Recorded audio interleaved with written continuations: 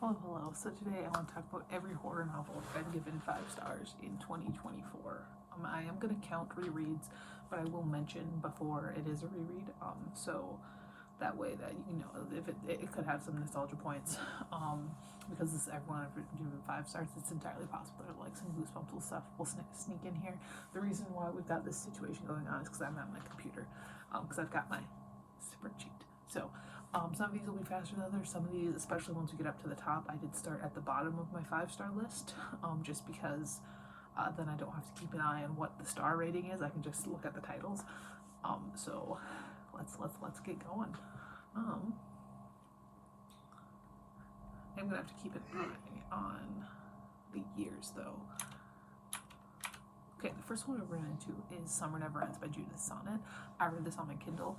This was my second novel by Judith Sonnet. I wasn't expecting to like it because I didn't like No One Rides for Free, but Summer Never Ends followed. It's an extreme horror novella, and I don't like most extreme horror novellas. I think most extreme horror writers can't write worth a damn. But this one was very fun, and it went places I didn't think it was going to go. It follows this kid who's going to this summer camp, and the summer camp has some bad things going on. That is really the gist of that. So there is that one. We've also got Anoka by Shane Hawk, which is another one that I read on my Kindle. This is a bunch of short horror stories. The author is Native American, and you can tell in the best way. Nobody writes horror like the Native Americans and the Japanese. All right. That's 2003. Looks like I read all of my Goosebumps in 2003.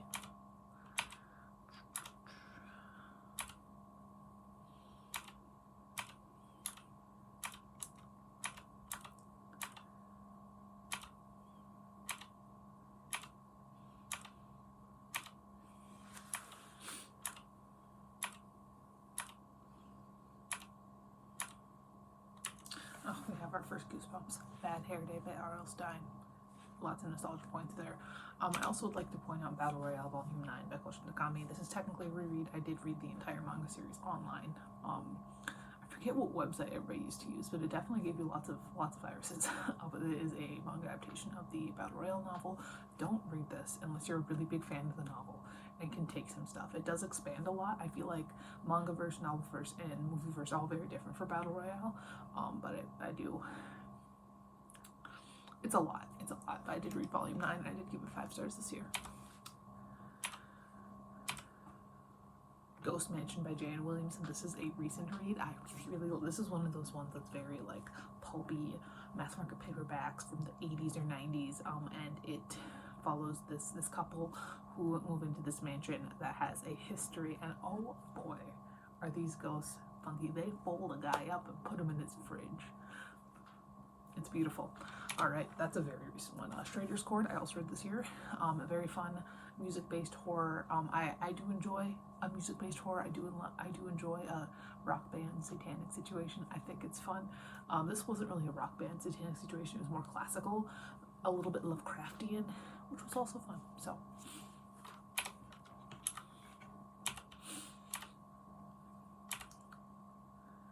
I did reread Full Tilt this year. This is a young adult horror situation.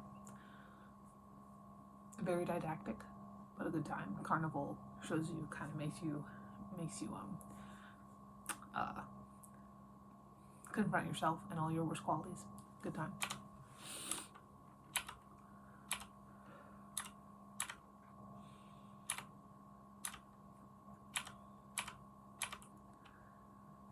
"666" by Jay Anson. The Amityville Horror is trash, but this is a very fun horror novel. Again, with the house, I do enjoy a creepy house. I like it more when the house has more agency. Ghost stories are not themselves my favorite thing. I do like them more in novels than I do in movies, but this was very much like the house was the messed up part, and I did enjoy that quite a bit.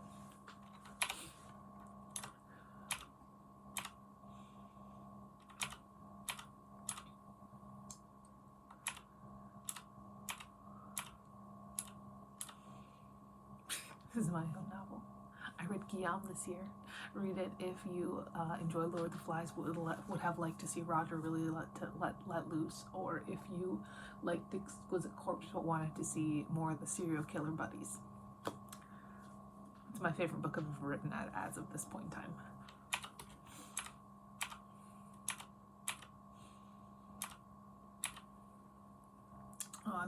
Here's another Goosebumps.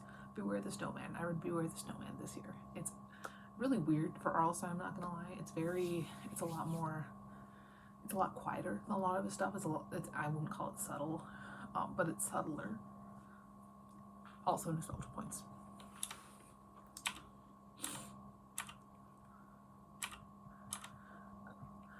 Orochi Volume 1. This is another manga, kind of short stories. This girl just goes around and she just ruins everybody's lives. It's very funny.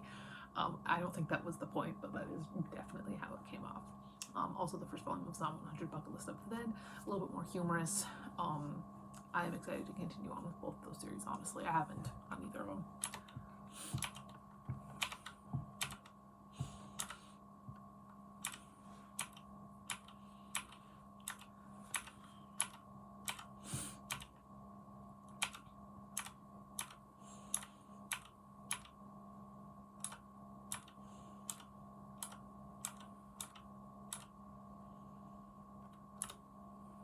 Another one of my own books of the end.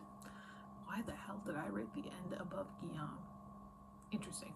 The end is the final book in Circular Cookies, and as well as that Listen for the Lie by Amy Chintera.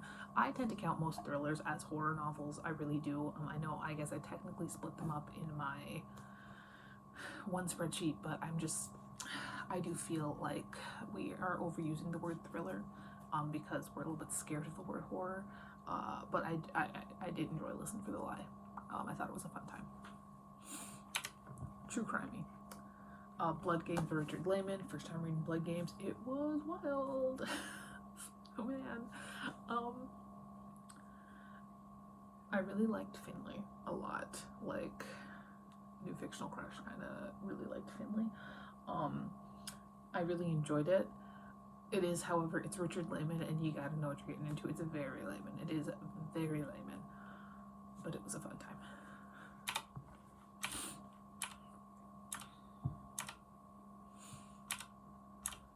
I did reread The Girl Who Loved Tom Gordon for the first time in a while. Previously, this was not one of my favorites. I can really appreciate it, however. It's a good one. I also reread Misery. I feel like we're gonna get a lot of Stephen King up in here. I don't notice how much Stephen King I read this year, but I did reread some good ones. I also read Gerald's Game for the first time. We got all sorts of Stephen King going on right now. This was one of the few that I hadn't read yet, so I did kick another one off of my list.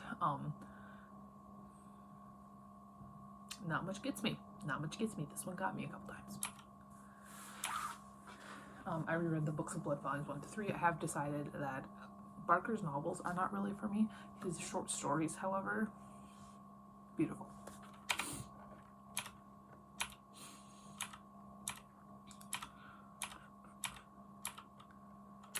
Dead Man Wonderland Volume 4, another great manga series. I think I have only read through 4 at this point. And I should have really been taking these last couple of days to collect and order because I feel like that's a series that's kind of hard to find sometimes. But I did really enjoy Volume 4. It really took me a little bit. I was a couple pages in, I'm like, I don't know about this, and then some guys started melting, and I'm like, I do know about this, and I like it. I read the short story These Deathless Bones by Cassandra Khaw. I love Cassandra Khaw, and you cannot take that away. Oh. This was real. Oh man, I love Cassandra Khaw. I love Cassandra Khaw.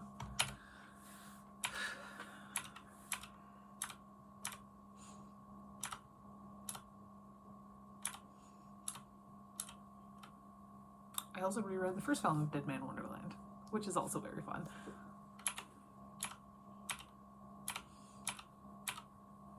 And then Books of Blood, just volume 1 on its own.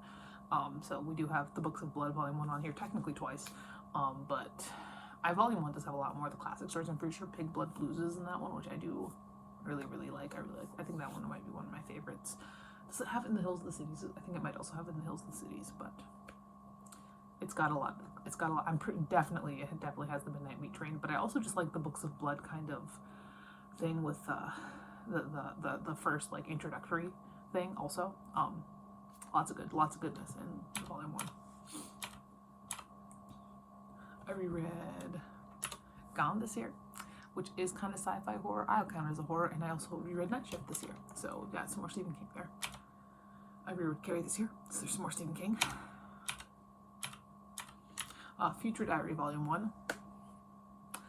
I watched this anime so many times in high school. I really, really liked it, and it was really nice to actually read it. I'd never read the manga before. I am excited to continue on with this at some point. I don't know when, because we are very close to 2025, and we've got a lot brewing at that point, but I also just reread Revival. I understand why it resonated so much with a 16-year-old Aurora. I'll just say that.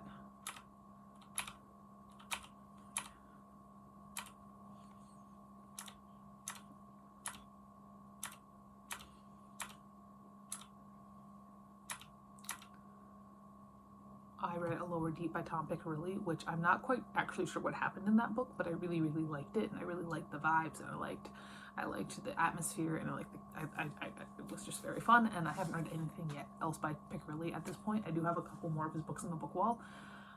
I don't know if I'm excited or worried that I won't like it as much as I liked A Lower Deep. Special Place by Peter Straub. This marks a momentous thing that this is the only thing by Peter Straub that Peter Straub has written by himself that I've enjoyed. It's like Apt Pupil, but better, honestly. I liked it more than I like Apt Pupil. It's been a while since I've read Apt Pupil, but it's a fun time.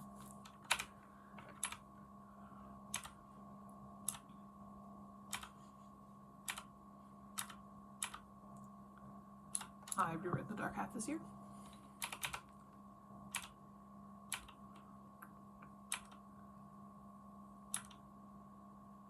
I reread Justine this year, which I think I'm also going to count as a horror. I would count the Marquis de Sade as maybe the first extreme author of stuff like that. I really do enjoy Justine. I think 120 Days of Sodom, you're wasting your time because it is unfinished, and it is obviously unfinished, but Justine is very nice. It's not nice. That's a bad word to use for it, but I really do enjoy Justine.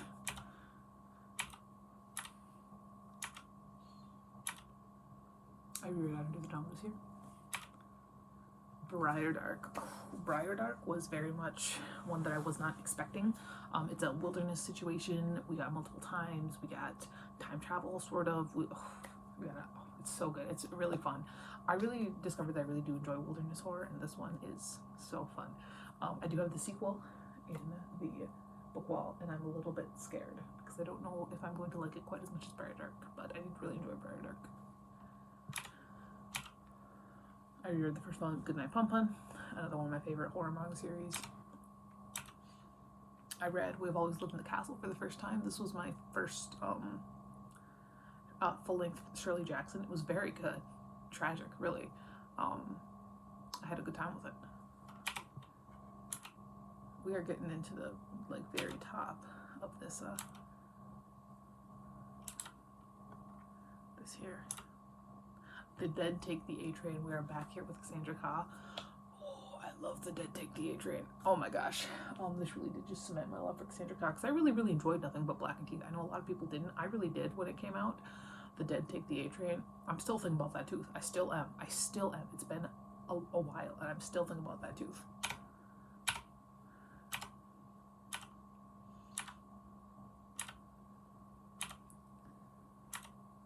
I reread Needful Things.